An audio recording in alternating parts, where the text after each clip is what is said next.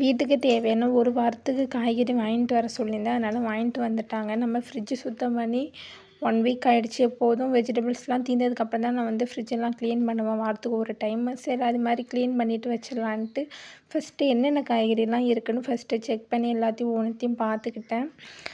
அதுக்கப்புறம் பாப்பா ஸ்கூல் கிளப்பி விடலான்னு பார்த்தேன். ஆனால் கிளப்பி விட முடியல. சரின்னு சொல்லிட்டு வெஜிடபிள்ஸ்லாம் எல்லாத்தையும் எடுத்து ஒவ்வொன்றா வைக்க ஆரம்பிச்சிட்டேன். நம்ம ஊரில் இன்றைக்கி சரியான மழை. அதனால தான் பாப்பா ஸ்கூல் கிளப்பியே விடலை. இன்றைக்கி ஒரு நாள் வீட்டில் இருக்கட்டும்ன்ட்டு. ஏன்னா 3 நாள் மழை சொல்லியிருக்காங்க இல்லையா?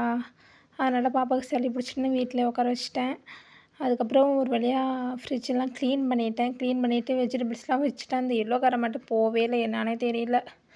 சரின்னு சொல்லிட்டு அது வேறு மூலியமாக தான் க்ளீன் பண்ணணுன்ட்டு விட்டுட்டேன். உருளைக்கிழங்கு வெங்காயம்லாம் கொஞ்சம் ஈரமாக இருந்துச்சு. அதனால் ஃபேன் போட்டு காய வச்சுட்டேன். நீங்கள் ஃப்ரிட்ஜை எத்தனை வாரத்துக்கு ஒரு முறை க்ளீன் பண்ணுவீங்கன்னு கமெண்ட் பண்ணுங்கள்.